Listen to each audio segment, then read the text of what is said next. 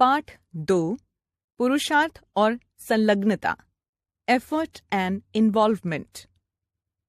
पाठ परिचय chapter introduction. प्रस्तुत पाठ में लेखक ने पुरुषार्थ अर्थात अपनी संकल्प को मजबूत बनाकर निरंतर कार्य में संलग्न रहने की महिमा का वर्णन किया है। पुरुषार्थी मनुष्य धैर्यशील और साहसी होता है। वह सामने आने वाली कठिनाइयों, विपत्तियों और विफलताओं से विचलित नहीं होता। वह आत्मविश्वास के साथ एकाग्र मन से अपने कार्य में लगा रहता है। संसार के विभिन्न आविष्कारक और गांधी जी जैसे महापुरुष पुरुषार्थ और संलग्नता के बल पर ही अपने लक्ष्य को पा सके। हमारे भारतवर्ष में भाग्यवाद की प्रधानता होने के कारण पुरुषार्थ का कुछ राज सा दिखाई देता है। रहीम का निम्नलिखित दोहा इसी विचारधारा का फल है।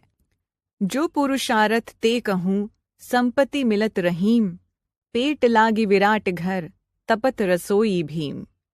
भीम ने विराट राज के यहाँ नौकरी अवश्य की थी, किंतु अंत में उनके पुरुषार्थ ने ही उनको विजयी बनाया था।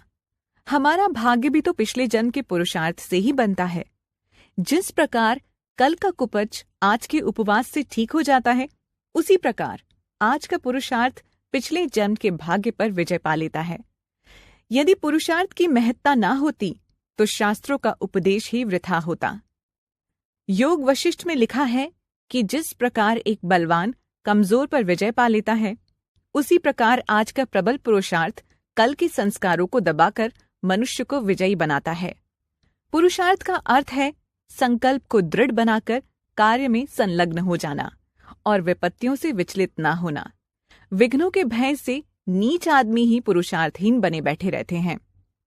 मध्यम लोग काम को आरंभ कर देते हैं, किंतु विघ्न आने पर उसे बीच में छोड़ देते हैं।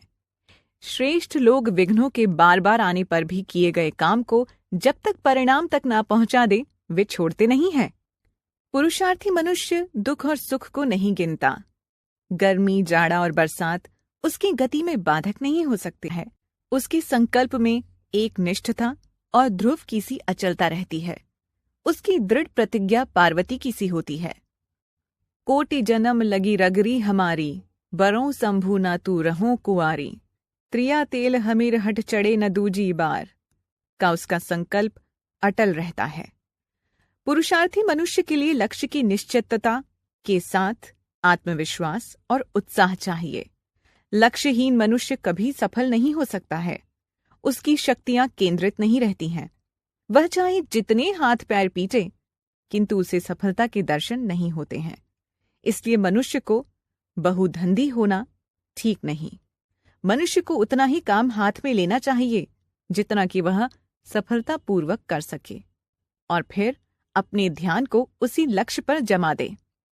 सच्चा पुरुषार्थी वीरवर अर्जुन की भांति चिड़िया की आंख के अतिरिक्त और कुछ नहीं देखता। एक बार गुरु द्रोणाचार्य से अन्य राजकुमारों ने शिकायत की कि वे अर्जुन के ऊपर अधिक कृपा करते हैं। उन्होंने एक दिन शिक्षा के समय राजकुमारों से चिड़िया की आंख पर निशाना लगाने को कहा। एक एक शिष्य से पूछा कि वह क्या देखता है। किसी ने कहा, व्यायामशाला में खड़ा हुआ पेड़ और उस पर बैठी हुई चिड़िया देखता हूं। किंतु अर्जुन ने कहा कि मैं केवल चिड़िया की आंख को देखता हूं। लक्ष्य मात्र पर एकाग्रता के साथ दृष्टि रखने के लिए ही उनके गुरुदेव उन पर प्रसन्न थे। आत्मविश्वास के बिना उत्साह नहीं आता। जो मनुष्य रोता हुआ जाता है, मरे की खबर लाता है।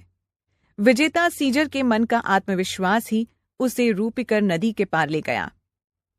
जाके मन में अटक है, सोई अटक रहा। मन की अटक को दूर करके ही अटक नदी को पार किया गया था। आलसी लोग ही आत्मविश्वास को खो बैठते हैं। उत्साह